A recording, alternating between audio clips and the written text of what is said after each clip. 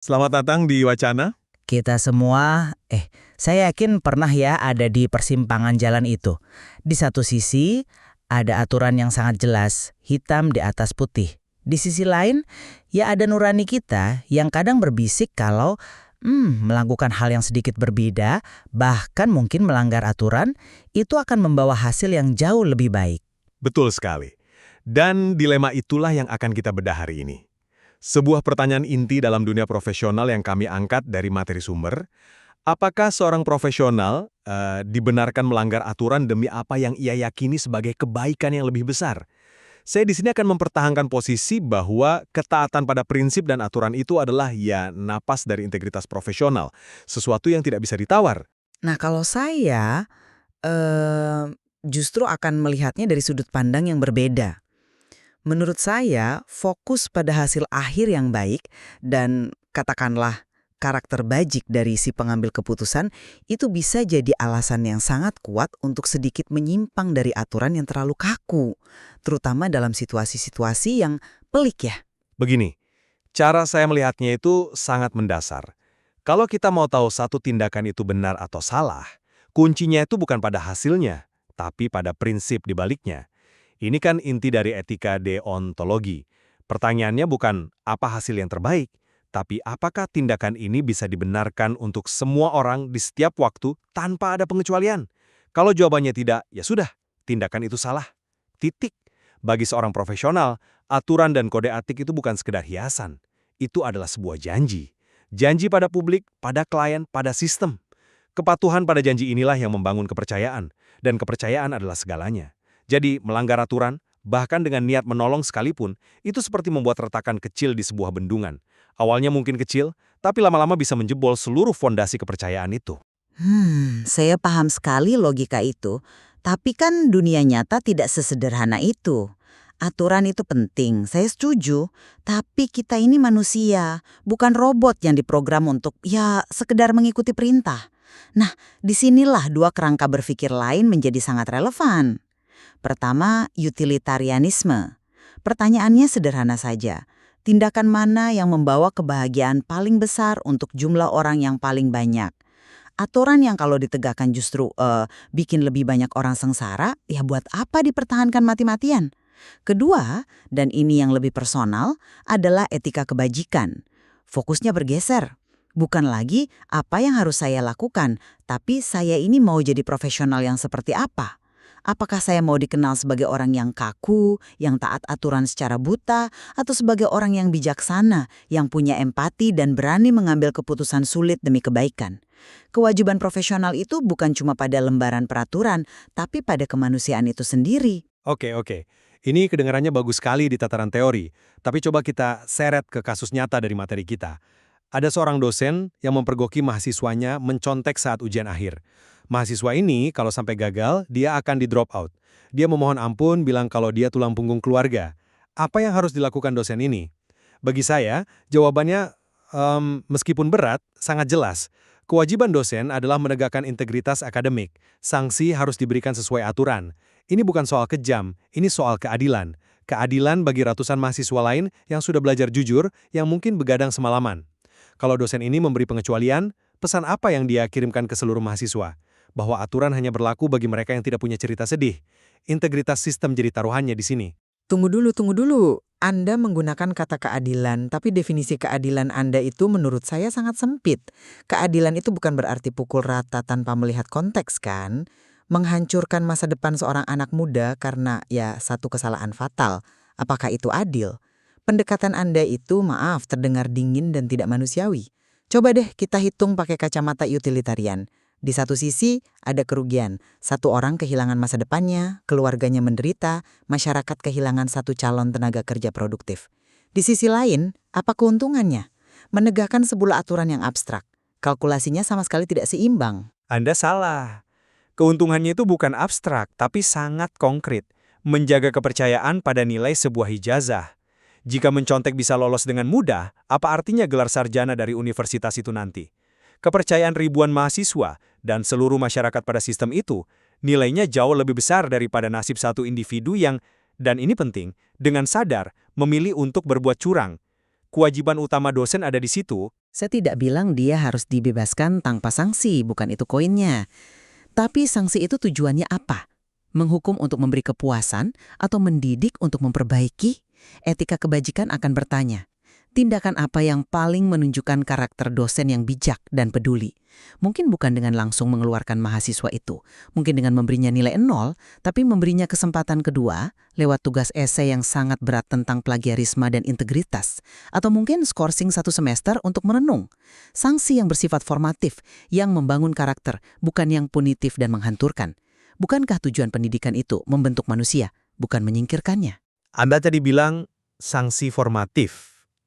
Apa itu artinya? Apakah itu cuma cara halus untuk bilang tidak ada hukuman yang serius? Saya khawatir apa yang Anda sebut kebijaksanaan itu sebenarnya adalah kelemahan. Sebuah ketidakmauan untuk mengambil keputusan yang sulit tapi perlu. Orang baru benar-benar belajar dari kesalahannya kalau ada konsekuensi yang nyata dan sepadan.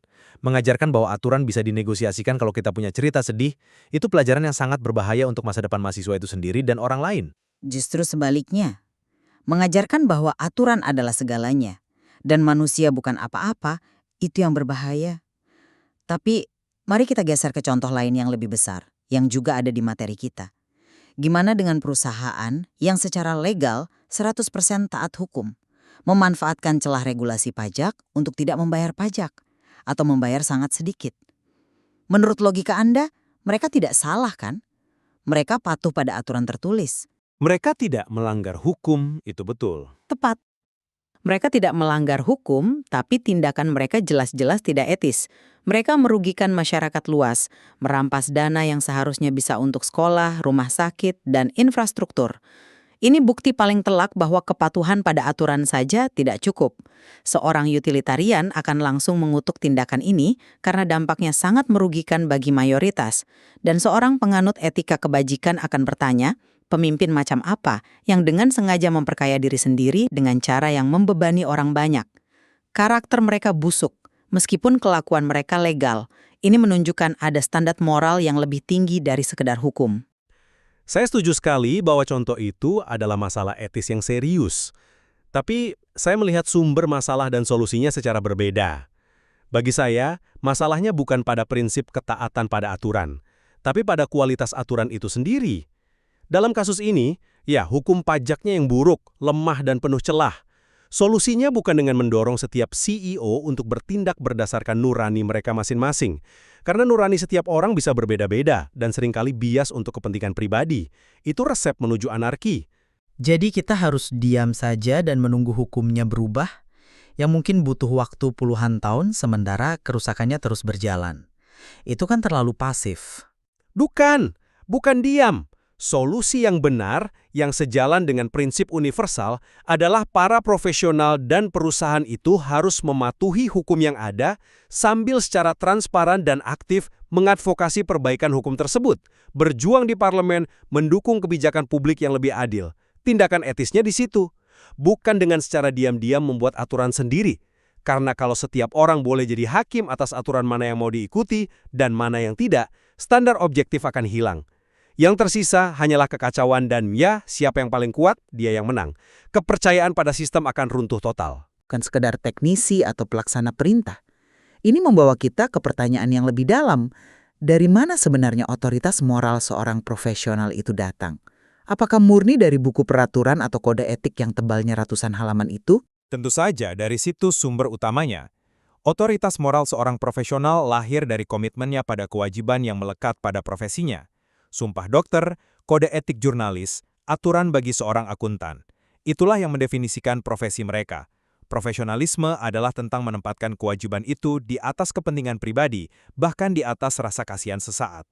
Menyimpang dari kewajiban itu atas nama hasil yang lebih baik yang Anda definisikan sendiri adalah sebuah pengkhianatan terhadap esensi profesi itu. Karakter yang luhur itu bukan karakter yang pandai mencari pembenaran untuk melanggar aturan, tapi karakter yang teguh memegang prinsip, bahkan saat itu sangat sulit dan tidak populer. Aturan sebagai jangkar baja yang kokoh. Saya melihatnya sebagai kompas, sebuah panduan yang dalam badai tertentu, seorang kapten yang bijak harus berani sedikit mengubah arang untuk menyelamatkan kapalnya. Otoritas moral itu datang dari kombinasi banyak hal, dari aturan sebagai panduan awal, dari kalkulasi rasional tentang dampak tindakan kita, dan yang terpenting dari karakter dan kebijaksanaan yang ditempa pengalaman. Pertanyaan, saya akan jadi orang seperti apa jika melakukan ini, setidaknya sama pentingnya dengan pertanyaan, apa kata aturan? Kepatuhan buta pada aturan yang buruk atau tidak adil bukanlah kebajikan, itu adalah kemalasan berpikir. Saya justru melihatnya sebagai relativisme moral yang berbahaya. Jika kebijaksanaan dan kebaikan yang lebih besar menjadi justifikasi, maka tidak ada lagi yang benar atau salah secara objektif. Seorang dokter bisa saja berbohong kepada pasien demi kebaikan pasien itu sendiri. Seorang akuntan bisa memanipulasi laporan keuangan sedikit demi menyelamatkan pekerjaan ribuan karyawan. Garis batasnya menjadi sangat kabur. Begitu kita membuka pintu untuk satu pengecualian, pintu itu akan sulit ditutup kembali. Prinsip adalah garis batas yang jelas dan tak bisa ditawar. Dan prinsip tanpa kemanusiaan adalah kekejaman. Sebuah sistem yang dirancang untuk melayani manusia pada akhirnya malah menghancurkan manusia demi menjaga kemurnian sistem itu sendiri. Itu sebuah ironi. Profesional sejati bagi saya adalah orang yang punya ketegangan itu di dalam dirinya. Dia menghormati aturan, tapi dia juga punya keberanian moral untuk bertanya, apakah dalam kasus spesifik ini, mengikuti aturan justru akan mengkhianati tujuan yang lebih besar dari aturan itu sendiri, yaitu keadilan dan kemanusiaan? Itu adalah refleksi etis yang matang. Untuk menyimpulkan, saya tetap berpegang pada keyakinan bahwa prinsip dan aturan adalah kompas moral kita yang paling bisa diandalkan. Konsekuensi dan karakter memang penting, tapi keduanya harus berdiri di atas fondasi kewajiban yang universal dan konsisten. Tanpa fondasi itu, konsep kebaikan yang lebih besar menjadi terlalu cair, terlalu subjektif, dan membuka pintu bagi penyalahgunaan. Integritas sejati adalah konsistensi dalam memegang prinsip, bukan fleksibilitas dalam menawar aturan.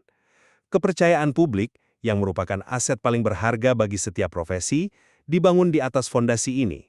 Dan saya menutup dengan pandangan bahwa etika yang hidup tidak ditemukan di dalam buku peraturan, melainkan di dalam perjuangan seorang profesional untuk membuat keputusan yang paling manusiawi. Kepatuhan mutlak pada aturan kadang bisa menjadi bentuk pelarian dari tanggung jawab moral yang sesungguhnya, yaitu tanggung jawab untuk berpikir kritis, menimbang konsekuensi, dan bertindak berdasarkan karakter yang luhur. Terkadang, tindakan paling etis adalah tindakan yang berani melampaui aturan formal untuk mencapai keadilan yang substantif, bukan keadilan prosedural semata. Jelas ini adalah sebuah ketegangan yang tidak akan pernah selesai, dan tidak ada jawaban tunggal yang mudah. Diskusi ini, saya rasa menunjukkan betapa rumitnya navigasi dalam dunia etika profesi. Tepat sekali. Materi yang kita bedah hari ini tidak memberi kita jawaban final, melainkan sebuah peta yang menunjukkan berbagai jalur pemikiran. Pada akhirnya, setiap profesional harus memutuskan sendiri di setiap persimpangan jalan yang mereka hadapi, jalur mana yang akan mereka tempuh.